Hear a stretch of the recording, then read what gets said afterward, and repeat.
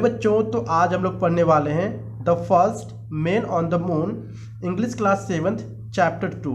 तो आइए इस वीडियो को स्टार्ट करते हैं। सबसे पहले जान लेते हैं कि हम लोग इस चैप्टर में क्या पढ़ने वाले हैं। हम लोग इस चैप्टर में पढ़ने वाले हैं कि कौन से ऐसे दो इंसान थे जिन्होंने सबसे पहले चंद्रमा पर अपने कदम रखे थे। तो यहाँ पर हम लोग कुछ इमेजेस देख पा रहे होंगे नीचे। जितने भी ये सारी इमेजेस हैं कहीं ना कहीं किसी मिशन के लिए यूज होता है जब हम लोग जाते हैं काफ़ी ऊंचाइयों पर। जैसे कि ये हमें मैच करना है कि ये क्या है, ये एस्ट्रोनॉट दिख रहा होगा, ठीक है। और ये क्या है आपका, ये आपका रॉकेट है, और ये है स्पेस स्टेशन, और ये जो है लूनार व्हीकल है, ठीक है। चलिए अब आगे पढ़ते हैं।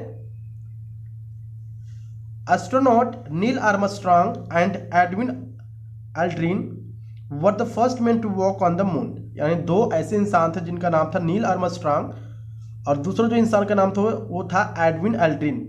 ये दोनों ऐसे इंसान थे जिन्होंने चंद्रमा पर सबसे पहले अपने कदम रखे हुए थे। They spend total of the 21 hours on the moon, और इन्होंने लगभग 21 आवर यानी 21 घंटे चंद्रमा पर बिताए हुए थे। This is an account of their historical experience. और जब 21 घंटे वो रुके हुए थे चंद्रमा पर, उनके लिए काफ़ी बड़ी हिस्ट्री यानी इतिहास बन गया। अब ये जो बात है ना, अब जो स्टार्ट होती है स्टोरी, ये बात है जब ये जो अपने जहाज के जो शिप थी इनकी 9.5 किमी क्या थी, ऊपर थी अभी, ठीक है। और ये जस्ट लैंडिंग करने वाले थे मून पे। तभी क्या होता है, इनके साथ कुछ प्रॉब्लम होती है। क्या प्रॉब्लम होती है, चलिए हम लोग देखते हैं। The first crisis the lunar explodes fast come just short of the moon fall. यानी सबसे पहले जो प्रॉब्लम हुआ तब हुआ जबकि वो लैंड करने वाले थे जस्ट चंद्रमा पर। The Apollo 11 lunar module code named Eagle was still 9.5 kilometre 6 miles up when the vital guidance computer began flashing an alarm it was overloading. यानी जो 9.5 किलोमीटर क्या थे, ऊपर ही थे, यानी 6 माइल ऊपर ही थे। तभी क्या होता है, उनके कंप्यूटर में एक अलार्म बजता है कि उनकी जो जहाज है वो ओवरलोड है। Any second it could be give up the ghost under the mounting pressures and nothing the two astronaut could do would save the mission. अब क्या होता था, अब उनके जो जहाज थे ना, अब वो नीचे गिरने ही वाले थे, ठीक है। और इन दोनों एस्ट्रोनॉट को समझ में नहीं आ रहा था कि एक्चुअली में वो क्या चीज़ अब करेंगे जिससे वजह से उनकी जान बच जाए। While Michael Collins stayed in orbit around the moon. यानी जो तीसरे इंसान थे उनका नाम था माइकल कॉलिंस। वो ऑर्बिट अराउंड द मून में ही वो वहीं पे मतलब मौजूद थे। Neil Armstrong and the Buzz Aldrin left in the lunar module to make the first man landing on its surface. जो नील आर्मस्ट्रांग थे और जो एल्ड्रिन थे वो उन्होंने पहली बार, ठीक है, सोच रहे थे कि हम लोग लूनार मॉड्यूल के थ्रू हम लोग क्या करेंगे, लैंडिंग करेंगे चंद्रमा के सरफेस पर। अब क्या होता है देखते हैं, वो लैंडिंग कर पाते हैं कि नहीं कर पाते हैं। Emergencies were nothing new to the commanders Neil Armstrong, but he and his co-pilot Buzz Aldrin had not even practiced for his one on the ground. No one believed it could happen. Emergency क्या था ना, जो commander Neil Armstrong थे वो काफ़ी हम बोल सकते हैं प्रैक्टिस्ड थे। उन्होंने कई बार पहले भी यात्रा कर चुके थे, तो उनको ज़्यादा दिक्कत नहीं हो रही थी। मतलब वो ज़्यादा डर नहीं रहे थे कि चलो कोई बात नहीं है कि जो अलार्म है वो ओवरलोडिंग का वो आ रहा है। लेकिन जो दो लोग और थे, एल्ड्रिन थे और एक और थे, ठीक है, को पायलट बज एल्ड्रिन, जो उनको काफ़ी डर लग रहा था कि आखिर में क्या होगा जब अगर हम लोग सुरक्षित लैंड नहीं कर पाएंगे मून पर। वो सारे घबरा रहे थे। Sweeping feet first toward their targets they pressed ahead the controllers on the earth waited. इसके बाद से क्या हुआ, वो sweeping feet first toward their target, वो अब अपने टारगेट की तरफ मूव कर रहे थे। टारगेट की तरफ मतलब कि वो अब लैंड ही करने वाले थे मून पर। और उन्होंने जो कंट्रोलर था, मतलब जो जहाज की कंट्रोल्स था, ठीक है ना, वो क्या कर रहा था, earth awaited heart in the mouth racing against computer eagle slow then pitched upright to the stand on its rocket plume and give Armstrong his first view of the landing site.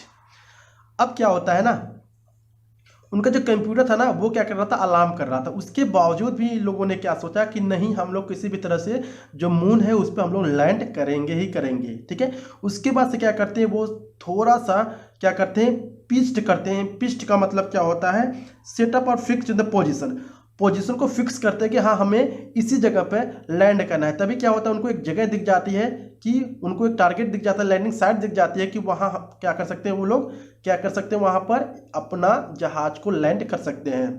The wrong one, they had overshot by 4 miles into the unfamiliar territory and were heading straight for a football field size crater filled with boulder the size of Volkswagens।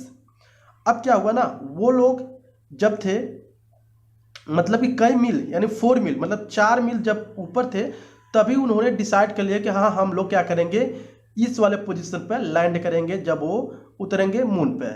लेकिन वो लोग unfamiliar थे कि वहाँ पे क्या था कि ऐसा मतलब ढेर सारे बड़ा क्या था वहाँ पर, वोल्क्सवैगन्स का मतलब होता है यहाँ पर अ टाइप ऑफ कार, कि मतलब इतनी बड़ी चट्टान थी ना आगे कि वहाँ पर पॉसिबल ही नहीं था कि वो लोग क्या कर सके, वहाँ पर अपने जहाज को लैंड कर सके। ठीक है, with his fuel running out. और यहाँ पे एक और बड़ी प्रॉब्लम आ गई, जो उनके जहाज का फ्यूल था, तेल था, वो अब खत्म ही होने वाला होता है। And only A minutes flying time left. अब उनके जो जहाज थी वो सिर्फ 1 से 2 मिनट ही अब उड़ पाती, क्योंकि उनके जो फ्यूल थे वो खत्म हो रहे थे। Armstrong coolie accelerated the hovering eagle beyond the crater, touching 88 km/h to 55 m/h. Controllers were puzzled and alarmed by the unplanned maneuvers. Missions directors George Hall pleaded silently, "Get it down, Neil, get it down." The second ticked away. Next क्या होता है अब कि उनकी जो जहाज की fuel थी अब वो खत्म ही होने वाला होता है। तो इसके वजह से क्या होता है, जो आर्मस्ट्रांग होते हैं वो कुली मतलब अच्छे पूरी दिमाग से, ठीक है, वो क्या कर रहे थे, अपने जहाज को एसिलरेट कर रहे थे। एसिलरेट का मतलब कि अपना स्पीड बढ़ा रहे थे। ठीक है, कहाँ पर स्पीड बढ़ा रहे थे, जहाँ पर उनको उतरना था। अब 55 से क्या कर लिए 85 km/h उन्होंने स्पीड कर दिया। इसके बाद से वो क्या कर रहे थे, जो भी उनकी अगर कोई जहाज वगैरह क्या कर रहा फ्लाइंग कर रहा है तो उनकी एक कंडीशन होती है या उनके लिए ढेर सारे रूल्स रेगुलेशन होते हैं। लेकिन वो लोग क्या कर रहे थे, जो नील आर्मस्ट्रांग थे, अपने रूल्स के बियॉन्ड वो काम कर रहे थे। इसके बाद से क्या होता है, एक अलार्म पहुंच जाती है जो उनकी इंस्टीट्यूट होती है। ठीक है, कि वो क्या कर रहे हैं, अनप्लान्ड चीज़ें कर रहे हैं। अनप्लान्ड मैन्यूरियस मीन्स क्या होता है, देखते हैं, movement perform with care and skill, यानी वो क्या कर रहे थे, अपने प्लान को काफ़ी स्किलफुली वो आगे बढ़ा रहे थे। मिशन डायरेक्टर जॉर्ज, जो मिशन डायरेक्टर जॉर्ज थे, उनको पता चल जाता है कि जो नील आर्मस्ट्रांग है वो क्या कर रहे हैं कि वो रूल्स और रेगुलेशंस के बियॉन्ड काम कर रहे हैं। ठीक है, इसके बाद से क्या होता है, Haley pleaded silently, get it down Neil, get it down. इसके बाद जॉर्ज हैली होते हैं मिशन डायरेक्टर, वो कहते हैं कि नीचे उतर जाओ जॉन। ठीक है, द सेकेंड टिक्ड अवे, मतलब कुछ ही सेकेंड बाकी हैं। Forward drifting right, Aldrin said, and then with less than 20 seconds left come the magic word contact. Armstrong spoke first. इसके बाद से क्या होता है, कुछ समय बाद क्या होता है, कुछ सेकंड बाद, कि जो एल्ड्रिन होते हैं वो कहते हैं कि उनका जो उनका जहाज है वो क्या हो गया, कॉन्टैक्ट हो गया। कॉन्टैक्ट का मतलब है कि उनकी जो जहाज है, जो सरफेस थी मून की, वहाँ पर अब टच हो गया है। Tranquillity base here the eagle has landed. इसके बाद से क्या होता है, उनका जो जहाज होता है वो काफ़ी मशक्क़तों के बाद आखिर में लैंड कर जाता है मून पर। His words were heard by 6 million people, a fifth of the humanity.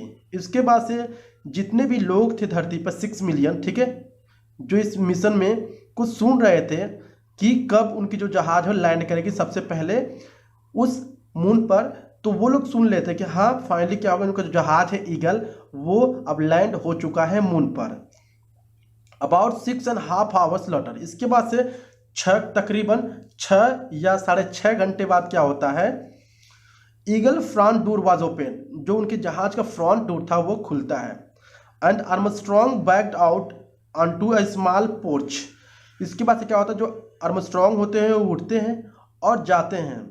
Small porch का मतलब होता है small area at the entrance, कि ऐसा एरिया जहां से लोग नीचे उतरते हैं जहाज से। ही war a 42,000 euro approximately 37,73,880 moonsuit as a sort of thermos flask capable of stopping micro meteoroids traveling 30 times faster than a rifle bullet।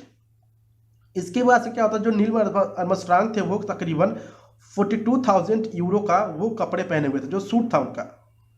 अगर इंडिया में इसको कन्वर्ट किया जाए तो लगभग 37,73,880 रुपये का वो सूट पहने हुए थे। यानी उस सूट को इस तरह से डिजाइन किया गया था कि आखिर में कोई भी अगर बुलेट की रफ्तार से कोई चीज़ें उनके सामने आती है तभी उनका कुछ नहीं कर पाती। He carried a backpack which weighted 49 kg and had enough oxygen for an hour। और वो क्या करते हैं, अपने पीठ पे एक ऑक्सीजन बैग को उठाते हैं जो कि 49 किलो का था, और उसमें इतनी ऑक्सीजन थी कि वो कई घंटों तक आराम से मून पे रह सकते थे।